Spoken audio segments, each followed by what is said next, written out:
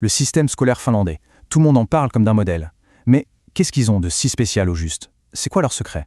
Eh bien, c'est précisément ce qu'on va décortiquer ensemble. On va plonger au cœur de ce système pour vraiment comprendre ce qui le rend si performant, en se basant bien sûr sur ce que nous dit notre source. Allez, on y va. Alors, je vais commencer avec un chiffre, juste un chiffre. 300 000. Ça peut paraître abstrait comme ça, mais gardez-le bien en tête, parce que derrière ce nombre, il y a quelque chose de vraiment préoccupant. Voilà ce que c'est, 300 000. La source pose ce chiffre pour nous mettre face à une réalité assez brutale. L'abandon scolaire, c'est une véritable crise. Et c'est justement ce constat, un peu choc, qui nous force à lever la tête et à regarder ce qui se fait ailleurs, à chercher un modèle qui, lui, a trouvé des solutions. Donc face à un problème d'une telle ampleur, on se demande, mais où est-ce qu'on peut trouver l'inspiration? Eh bien la source nous guide vers un pays qui, depuis des années, est systématiquement tout en haut des classements mondiaux. Je parle bien sûr de la Finlande. Ok, mais concrètement, qu'est-ce qui rend la Finlande si spéciale? Parce que, attention, ce n'est pas juste une histoire de bonnes notes. Bien sûr, ils cartonnent aux tests internationaux comme PISA, ça, c'est un fait. Mais leur vraie force, leur coup de génie, si on peut dire, c'est d'avoir compris une chose essentielle. La réussite scolaire et le bien-être des élèves, ce n'est pas l'un ou l'autre. Non, c'est les deux en même temps. C'est indissociable. Alors, c'est quoi le secret? Finalement, tout repose sur une idée, toute simple en apparence, mais en réalité complètement révolutionnaire. Mettre l'humain au centre de tout. En Finlande, tout le système est bâti, vraiment, autour des deux piliers que sont les profs et les élèves. Et ce qui est absolument fascinant, c'est de voir comment ces deux piliers fonctionnent ensemble, en parfaite synergie. D'un côté, on a les enseignants. Ils sont super qualifiés, respectés, valorisés. Et de l'autre, on a les élèves, avec un système entièrement tourné vers leur bien-être. Et la logique derrière, elle est imparable. L'un ne peut pas fonctionner sans l'autre. Des profs heureux et soutenus, ça donne des élèves heureux et qui réussissent. Cette citation, franchement, elle résume parfaitement la philosophie. L'école, ce n'est pas juste une machine à remplir des têtes. Pas du tout. Le but, c'est de former des êtres humains complets, bien dans leur basket et prêts à affronter la vie.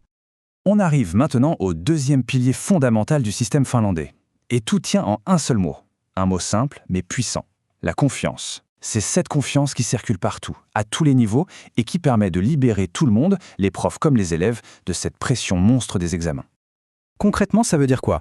Ça veut dire que l'État donne aux écoles et aux profs une liberté immense. Il leur dit en substance, on vous a recruté, on vous fait confiance, faites votre travail. Du coup, les profs ne sont plus de simples pions qui appliquent un programme décidé très loin d'eux. Non, ce sont de vrais experts sur le terrain qui peuvent adapter, innover pour répondre aux besoins réels de leurs élèves. Et là, la source nous donne cette citation qui est vraiment poignante. Elle décrit parfaitement ce climat de stress, cette urgence que tellement de familles et d'élèves connaissent au moment des examens. Eh bien ça, c'est l'antithèse absolue du modèle finlandais. Et voilà le contraste, brutal, noir sur blanc. Pas d'examens nationaux standardisés, ni en primaire ni au collège. Prenez une seconde pour imaginer ça. Un système scolaire entier sans cette angoisse permanente de l'examen de fin d'année. Ce n'est pas de la science-fiction, c'est la réalité en Finlande. Parce qu'ils sont partis d'une idée simple. Le vrai apprentissage, ça ne se mesure pas avec un seul test, un jour J, sous un stress maximal. Alors là, on se dit, ok, mais s'il n'y a pas d'examen, comment on sait si les élèves apprennent quelque chose? La réponse, c'est l'évaluation continue. Oubliez l'idée de l'examen coup près. Ici, on est plutôt dans un dialogue constant entre le prof et l'élève. C'est un suivi de tous les jours, fait avec bienveillance, qui permet de voir le tableau complet des progrès d'un enfant, pas juste une note sur 20 à un instant T. Allez, on passe au troisième et dernier grand pilier, l'environnement d'apprentissage. L'idée de base est super simple, faire tomber toutes les barrières qui pourraient empêcher un enfant d'apprendre. Et quand je dis toutes, c'est toutes, que ce soit la façon dont la journée est organisée ou carrément les barrières financières. Alors, à quoi ça ressemble une journée d'école en Finlande? Eh bien d'abord, les journées sont plus courtes. L'idée, ce n'est pas de faire du bourrage de crâne, c'est de privilégier la qualité à la quantité. Ensuite, il y a beaucoup de pauses. Très souvent, logique, en fait, un cerveau pour bien fonctionner, ça a besoin de souffler. Et enfin, il y a le jeu.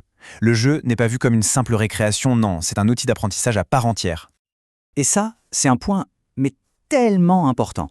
En Finlande, il n'y a pas de matière noble et de sous-matière. Les maths ne sont pas plus importantes que le dessin. Les sciences ne valent pas plus que la musique. Non, chaque discipline est considérée comme une pièce du puzzle, essentielle pour construire une personne équilibrée, créative et complète. Et quand on dit que l'école est gratuite, en Finlande, le mot a un vrai sens. Ce n'est pas juste pas de frais d'inscription, non, c'est tout. Les livres sont gratuits, les stylos, les cahiers, tout le matériel est gratuit. Et même le repas chaud de midi est gratuit. Pour tous les élèves. L'objectif, il est limpide. Faire en sorte que la réussite d'un enfant ne dépende jamais, au grand jamais, de l'argent de ses parents. Bon, maintenant qu'on a vu tout ça, si on essaye de prendre un peu de hauteur, c'est quoi au fond la grande leçon à retenir? Quel est le fil conducteur qui relie tous ces points qu'on vient de voir? Eh bien, la leçon, elle est là. Et elle est d'une clarté absolue.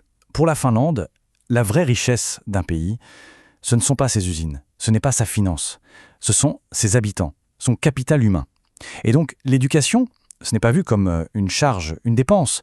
C'est l'investissement numéro 1, le plus stratégique de tous pour l'avenir. C'est vraiment la conviction profonde qui porte tous les systèmes. Et la source conclut là-dessus, sur une idée qui fait vraiment réfléchir. On peut débattre pendant des heures des budgets, des programmes, des méthodes pédagogiques, mais au bout du compte, ce n'est pas ça le plus important. La vraie clé, ce n'est pas une question de moyens, c'est une question de volonté. Une volonté politique et une volonté de toute la société. Et ça nous amène à la question finale, celle que pose la source en filigrane. Si l'ingrédient secret, ce n'est pas l'argent, si ce n'est pas une formule magique complexe, mais simplement la volonté, qu'est-ce que ça nous dit? Est-ce que ça veut dire que, finalement, n'importe quel système éducatif a le potentiel de se transformer? Est-ce qu'il suffirait juste d'une décision collective forte, celle de dire « stop, on remet l'humain au centre », voilà une question qui, je pense, mérite d'être posée.